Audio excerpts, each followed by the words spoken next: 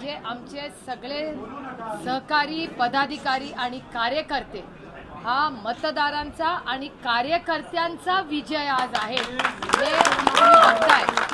कारण गेले वर्षभर हे आमच्यासाठीच संघर्षाचं वर्ष होतं। महाराष्ट्रामध्ये मोठा दुष्काळ, महागाई, बेरोजगारी, भ्रष्टाचार अशी फार मोठी आव्हानं या राज्यासमोर होती। दुधाचा भाव शहरात वाढलेला आहे, ग्रामीण भागात कमी झालेला आहे। दुष्काळाची परिस्थिती अनेक ठिकाणी, छावण्यांची मागणी गेले अनेक महिने आम्ही करतोय ते होत नाहीये। न चाऱ्याचे डेपो आहेत, ना छावण्या आहेत, ना टँकर वेळेवर ठिकाणी पोहोचतायत। त्याच्यामुळे एकीकडे तीव्र दुष्काळाची परिस्थिती, पिण्याच्या पाण्याचा प्रॉब्लेम आहे, शेतीच्या पाण्याचा प्रॉब्लेम आहे।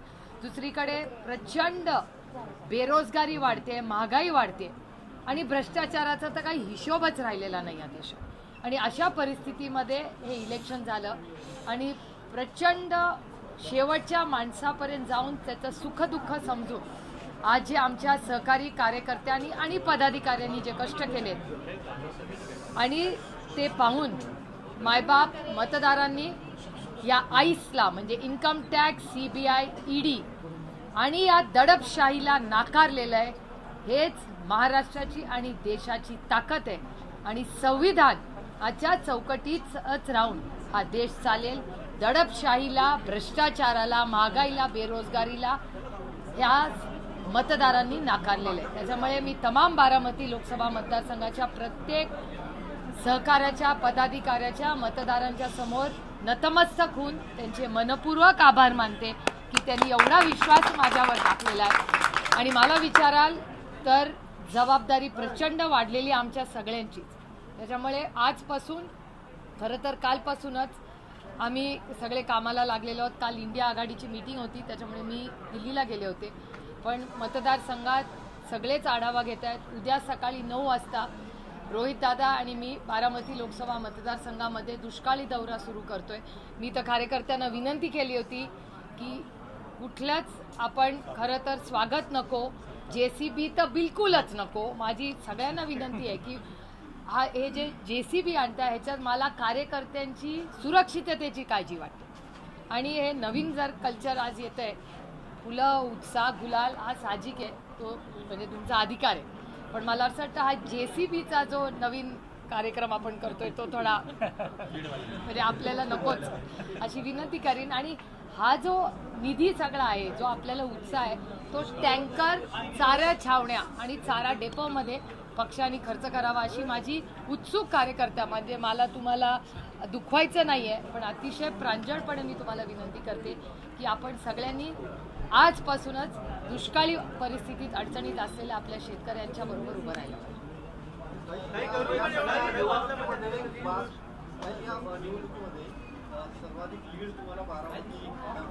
48,000 कुठेतरी या सगळ्या निवडणुकीत प्रचारादरम्यान अजितदादांनी जो विकासाचा मुद्दा पुढे केला होता तो बारामतीकरांनी नाकारलाय का असं मला असं वाटतं कोणीच काही नाकारत नाही। आणि मला असं वाटतं की जेव्हा आपण एखादं इलेक्शन लढतो ते कुठल्या व्यक्तीच्या विरोधात मी तरी लढत नाही। माझ्यासाठी ती वैचारिक लढाई होती, जे मी सातत्याने माझ्या कॅम्पेनमध्ये म्हणलं, आजही माझं तेच मत आहे। माझी लढाई ही कुठल्याही व्यक्तीविरोधी नव्हती, माझी लढाई ही वैचारिक लढाई आहे। माझी लढाई बेरोजगारीच्या विरोधात आहे, माझी लढाई भ्रष्टाचाराच्या विरोधात आहे, माझी लढाई महागाईच्या विरोधात आहे। आणि ज्या पद्धतीने सरकारने या शेतकऱ्यांचं कंबरडं मोडायचं पाप या सरकारने केलेलं आहे त्या विरोधात माझी लढाई। मधल्या काळात बरेच सहकारी सोडून गेले, त्यांनी वेगळा निर्णय घेतला। आता या निर्णयानंतर किती लोक परत येतील असं वाटतं? मला असं वाटतं प्रत्येक ही लोकशाही आहे, प्रत्येकाला आपला निर्णय घ्यायचा अधिकार आहे। आणि एखाद्याने निर्णय घेतला असेल तर आपण त्याला शुभेच्छा द्याव्या। आणि एक मी अतिशय प्रांजळपणे तुम्हाला सांगू इच्छिते की इस देश में टॅलेंट की कमी है। रोहितदादांनी एक ट्विट केले की रात्रीच्या अंधारात काही तुमचे नेते सेटलमेंट करत नसते तर त्याचा शोध घेतला पाहिजे असे त्यांनी ट्विट सुद्धा केले। आता म्हणजे परवा रात्री रिझल्ट लागला, काल आम्ही इंडियाच्या मीटिंगमध्ये होतो, आज मी पहिल्यांदाच मतदारसंघात येते रिझल्ट लागल्यानंतर।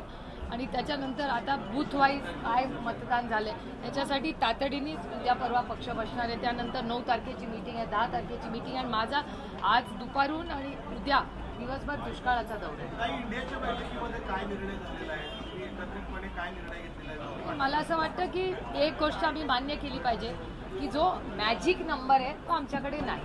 त्याच्यामुळे वेट अँड वॉचची भूमिका, कारण आम्हाला कुठलाही घाईघाईने कुठलाही निर्णय घ्यायचा नाही आहे. लोकांनी अर्थातच ह्यावेळीच आम्हाला झुकतं माप दिलं आहे, हो दिलं, आणि त्याच्यामुळे त्यांनी जी आम्हाला संधी दिली आहे त्याबद्दल मी तमाम भारतातल्या सगळ्या लोकांनी जो विश्वास इंडियाबद्दल दाखवला त्याबद्दल त्यांचे मनपूर्वक आभार मानते. काल मला अनेक नेत्यांना भेटायची संधी मिळाली. मी अखिलेश यादवांशी जेव्हा सविस्तर बोलले, त्यांनी पूर्ण उत्तर प्रदेशचा जेव्हा आढावा दिला होता, कारण आम्ही जेव्हा 3-4 महिन्यापूर्वी भेटलो होतो तेव्हा त्यांनी एक साधारण रोडमॅप आम्हाला दिला होता. सर्वे एक म्हणत होते, अखिलेशजी एक म्हणत होते, तर आम्ही त्यांना म्हणत होतो की असं आपण इंडिया अलायन्स म्हणून ओव्हर कॉन्फिडंट आहोत का? तर ते म्हणले नाही सुप्रिया, म्हणजे मी काल त्यांना म्हटलं बाबा मान गए उस्ताद तुमको, कारण का त्यांनी सांगितलं होतं. तसंच दिदींचं झालं. दिदींच्या केसमध्ये पण भारतीय जनता पक्ष सातत्याने 25हून जास्त आम्ही येणार असं घडलं नाही. आणि तसंच तामिळनाडू, काल थिरू स्टॅलियनजी पण होते, त्यांचंही आम्ही अभिनंदन केलं. त्याच्यामुळे प्रत्येक राज्यातून, म्हणजे महाराष्ट्र असेल, वेस्ट बेंगॉल असेल, उत्तर प्रदेश, अनेक कर्नाटका, तेलंगणा मुख्यमंत्र्यांशी काल आमचं बोलणं झालं, राजस्थानला काल सचिन पायलटजींशी बोलणं झालं. त्यामुळे आम्ही सगळ्या देशाचा काल आढावा घेतला आणि वेट अँड वॉचच्या भूमिकेत आम्ही आहोत. कारण कालच आमची मीटिंग चालू असतानाच आम्हाला माहिती आली की हे सगळं ते प्राईम मिनिस्टर, प्रेसिडेंट ऑफ इंडियाला भेटायला जात आहेत वगैरे. ठीक आहे, बघूया ना काय होतं. निवडणूक संपली आता. One at a time. मी सगळ्यांचे प्रश्न घेईन. हां,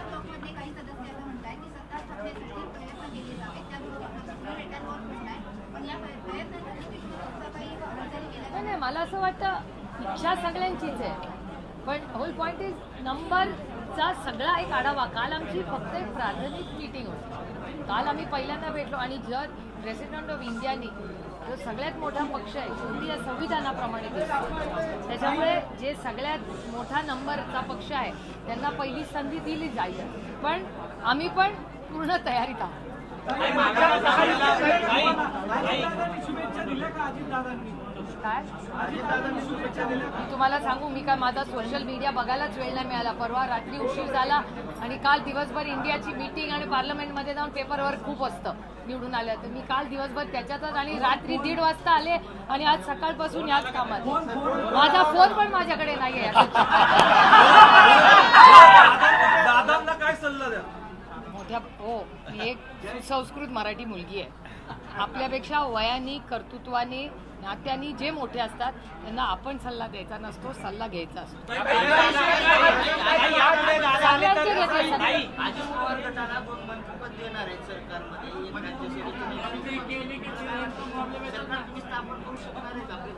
मला याची माहिती नाही बाबा, दुसरे के घर में क्यों झाकू. महाराष्ट्रातले असं सांगितलं होतं, परंतु फक्त त्यांच्या वाटेला 9 जागा आल्या. काय वाटतं कशामुळे? मला याची सवय आहे. मी 10 वर्ष त्यांचं सरकार पाहिलंय. असं बोलते, रोजच बोलायचे पार्लमेंटमध्ये आणि मग म्हणतात गले की हड्डी आहे. तेव्हा काय इलेक्शन का जुमला, हे तुम्ही, म्हणजे मी तर इतका जवळून पाहिलेलं इतके वर्ष. फडणवीस म्हणाले की त्याला या सरकारच्या जबाबदारीची कोंगळ करा आणि पक्ष संघटनेची जबाबदारी माझ्याकडे. तो त्यांच्या पक्षाचा अंतर्गत विषय, आपण कसं सांगणार. म्हणजे भाजपला धडा आहे का मोठा? कारण त्यांनी जी फोडाफोडी केली अगोदर, दोन्ही मोठी पक्ष फोडले, पवार आणि ठाकरेंचे, त्यांचं महाराष्ट्र, ज्यांच्याशिवाय महाराष्ट्र राजकारण पूर्ण होत नाही, त्यांच्यासाठी हा लेसन आहे.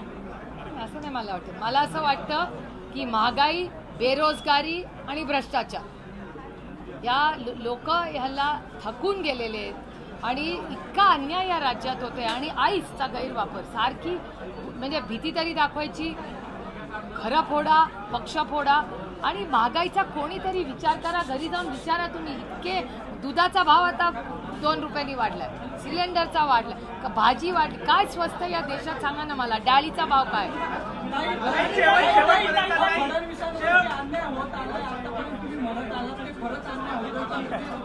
बघा, मी जे बोलते ना ते दरवेळी 6 महिन्यांनी खरं येतं की नाही. मी कांद्याच्या बद्दल बोलले होते की नाही, झाला की नाही कांद्याचा प्रॉब्लेम. दुधाबद्दल मी किती दिवस बोलतेय, तुमच्याशीच बोलते. त्याच्यानंतर दुष्काळाबद्दल मी बोलले होते की नाही. तुम्ही फक्त माझा ट्विटर हँडलचा ट्रॅक रेकॉर्ड बघा. मी तर पहिल्या दिवसापासून म्हणते, कारण का माझ्या त्यांच्याकडून खूप जास्त अपेक्षा आहे. नाही, किती आमदारांचे तुम्हाला फोन आले अजित पवार समोरच्या गटातनं आणि किती तुम्ही शुभेच्छा इन्कमिंगला फिल्टर लागणार का सरसकट? बघा, शुभेच्छांना आपल्या संस्कृतीत कधीच नाही म्हणायचं नसतं. त्यामुळे एखादा प्रेमाने आपल्याला शुभेच्छा देत असेल तर आपण अतिशय विनम्रपणे ते घ्यायच्या असतात. किती जणांचे फोन आले? मी तुम्हाला नेहमी सांगते, माझं पोट खूप मोठं आहे. तुतारीला पिपाणीचा फटका बसलेला आहे. 10 लोकसभा मतदारसंघामध्ये 4 लाखपेक्षा अधिक मतदान पिपाणीला झाले आणि साताऱ्यात मोठा फटका बसला. जर पिपाणी नसती तर आमची साताऱ्याची ही सीट आली असती आणि दिंडोरीलाही मतं घेतली. त्याच्यामुळे हा रडीचा डाव आहे. काय आहे? चंद्रकांत पाटील बारामती देऊन सुट्टी वाजून सांगितलं होतं की आम्हाला शरद पवारांचा पराभव पाहिजे, परंतु असं काय झालं? काय सांगाल एकूण? रामकृष्ण हरी गाजली तुतारी. राज्यामध्ये मराठा समाजाचा जो फॅक्टर आहे तो पाहायला मिळालेला आहे. जवळपास 26 उमेदवार जे थोडक्यामध्ये विजयी झालेले आहेत, त्याला मराठा समाजाचा पाठिंबा आहे असं एक आहे. बीडमधलं आपण उदाहरण पाहिलेलं आहे. तर यावर काय तुमची प्रतिक्रिया आहे? मला असं वाटतं, महागाई, बेरोजगारी आणि भ्रष्टाचार ही तुम्ही कधीही जाऊन जर लोकांच्या बसला, महागाई हा प्रचंड मोठा विषय आहे, बेरोजगारी प्रचंड मोठा आणि भ्रष्टाचाराला लोक कंटाळले.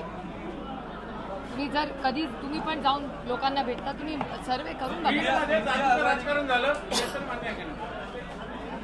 महाराष्ट्रात फक्त बेरोजगारी, महागाई, भ्रष्टाचार आणि दुष्काळाकडे केलेलं या सरकारचं प्रशासनच नाही आहे या राज्यात. हे मी किती महिने तुम्हाला म्हणते.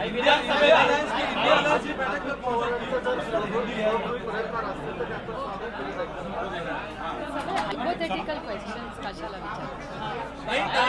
दादा समजा उद्या इकडे आले तर त्यांना परत घेणार, माफी देणार, नेमकं काय होणार? तुम्हाला सांगू, आता दुष्काळाशिवाय माझ्यासमोर दुसरं काहीही नाही. महाराष्ट्रातला दुष्काळ, बारामती लोकसभा मतदारसंघातला दुष्काळ हे सगळ्यात मोठं आमच्या, म्हणून आम्ही आजपासूनच त्या कामाला लागलो. मराठी झाले का सगळे? मराठी संपले. लोकसभेत पहिल्या खासदारात प्रमाण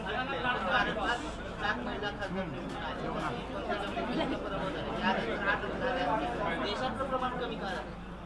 मला असं वाटतं, जे बिल, महिला आरक्षणाचं बिल जे या सरकारने आणलं होतं ना स्पेशल सेशन करून, तो चेक होता, आमचं नाव होतं, सही होती, पण त्याच्यावर तारीखच नव्हती. त्याच्याचमुळे आम्ही महिला आरक्षणाचं बिल सातत्याने मागतोय. त्यामुळे तो जो जुमला केला होता ना मागच्या सेशनमध्ये, आता ते वास्तव करावं आणि आमचं सरकार आलं तर आम्ही लगेच करू. रवींद्र दंगेकरांच्या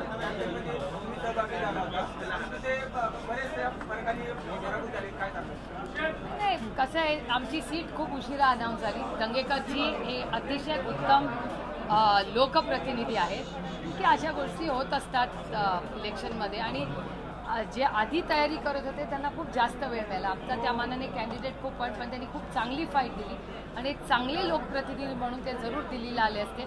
पण दंगेकरांबद्दल एक मी अतिशय अभिमानाने सांगू इच्छिते की इलेक्शन झाल्यावरही जी घटना, जी चुकीची घटना पुण्यामध्ये झाली, त्या बाबतीत ज्या पद्धतीने सर्वसामान्य माणसांच्या बरोबर दंगेकरजी उभे राहिले, ही एक खूप कौतुकाची गोष्ट आहे.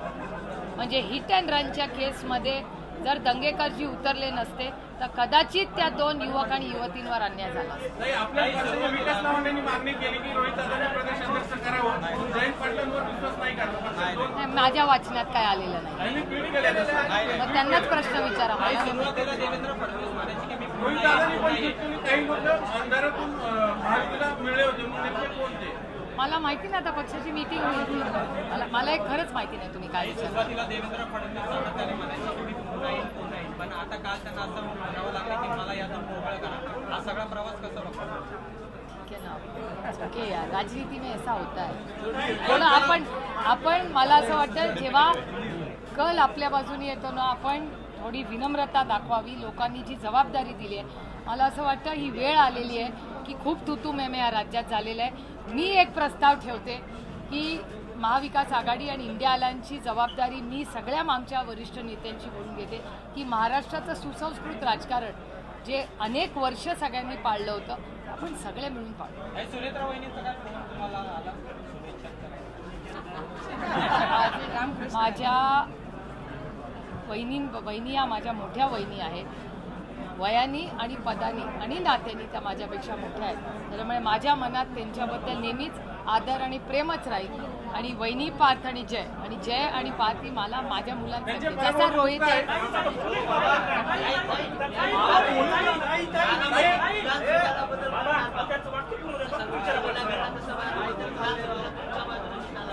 ना आता आधी तर दुष्काळ ना बाबा, आधी दुष्काळाची चिंता करूया. बारामतीत फार मोठा दुष्काळ. सगळे हिंदी झाले का मराठी झालं का?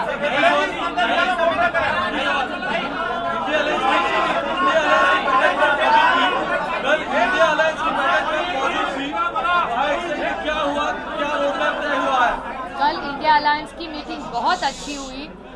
हर नेता जो बहुत पूरी ताकत से लड़े, बहुतों की पार्टियां तोड़ी गई, घर तोड़े गए. इसके बाद भी जिस तरह हर राज्य में जो मतदार है जिस तरह हमारे साथ खड़ा रहा और कार्यकर्ता जिस तरह लड़े हैं, हम सब के लिए बहुत ये अभिमान की और आनंद की है. हमारे ये सब वातावरण, मीटिंग बहुत अच्छे वातावरण में हुई और हम सब ने निर्णय लिया है. और कल जो हमारा डिसीजन था वो खड़गे जी ने कल की प्रेस में बोल दिया है. हम देखेंगे कैसे कैसे आगे ये देश संविधान से चलता है, तो संविधान से प्रेसिडेंट ऑफ इंडिया जिसको पहले बुलाएंगे उसके बाद देखेंगे क्या.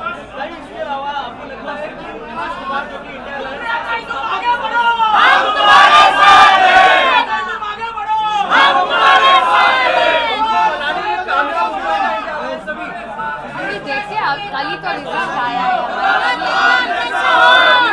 देखेंगे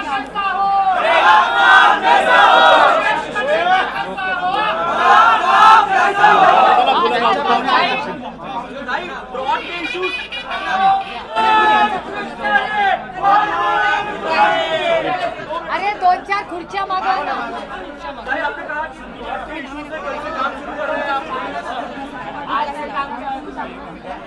मेरे निर्वाचन क्षेत्र और महाराष्ट्र में बहुत सारे ऐसे जिले हैं जहां सूखा है और आज से ही हम सूखे के काम पे लग रहे हैं. और मैंने सारे कार्यकर्ताओं को बड़ी विनम्रता से विनती की है कि ज़रूर आपकी खुशियाँ, मुझे जायज़ है कि आप बहुत खुश हैं, लेकिन ये जेसीबी और ये सब न करें. और इसके अलावा वो जो खर्चा आप करना चाहते हैं उसके अलावा टैंकर ले लीजिए और पानी का टैंकर हर गांव में और बस्ती में पहुंचाएं. आप दौरा शुरू कर रहे हैं. मैं आज ही निर्वाचन क्षेत्र जा रही हूँ. चुनाव के बाद अपने प्रतिनिधियों को सलाह देना चाहेंगे. चुनाव के बाद मैं किसी को सलाह नहीं देती लाइफ में. मैम आप हमेशा क्रिटिकल रही है देवेंद्र फडणवीस को लेकर. उन्होंने मैं क्रिटिकल नहीं की भैया.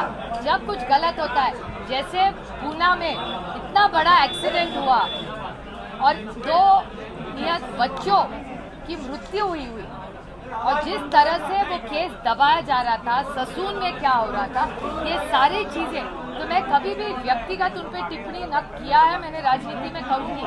लेकिन होम मिनिस्ट्री ने जिस तरह से मिसहैंडल किया पूना की केस, भले ड्रग्स की केस हो या एक्सीडेंट की केस हो, जिस तरह से ये सारी चीजें हुई है वो बहुत शर्मनाक है.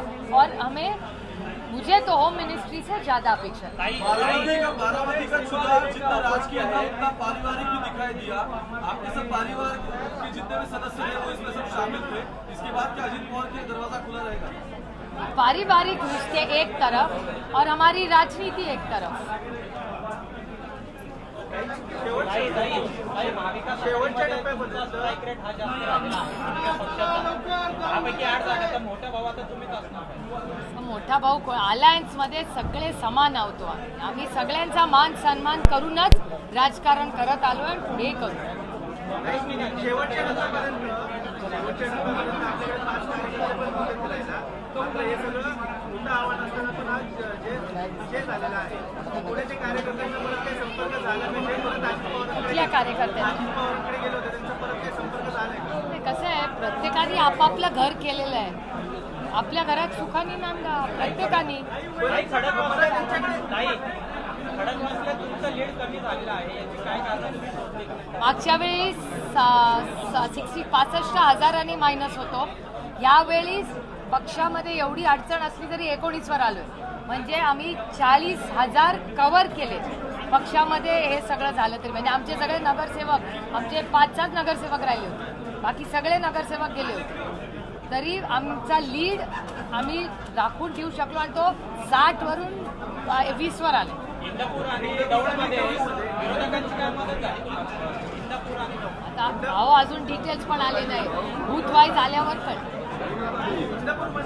हे सगळं श्रेय, माझ्या लीडचं सगळं श्रेय हे पदाधिकारी, कार्यकर्ते आणि मतदारांचा निर्णय आहे. How do you get this victory, especially when you got a lead in Baramati? With full humility, I, with folded hands, thank every party worker, alliance, friends, all our allies and my voters for showing this faith in me. Actually, if you ask me, I feel totally humbled by this result. You said people rejected ED, ICE, as you said. No, people have rejected unemployment, price rise, as well as corruption, and the misuse of power of the ICE, which is income tax, CBI and ED, has completely, I think people of India are tired. People want qualitative, quantified development. They just don't want commitments, because unemployment, price rise and corruption is at an all-time high right now in India. Do you really think people who left you will come back to the party after this result? Why worry? Why not focus and start working and build? Because there is no dearth of talent in this country. What would be your priorities now? Drought. There is so much drought in this state as well as my constituency. So I'm committed to working for the drought, and we'll see what corrective action.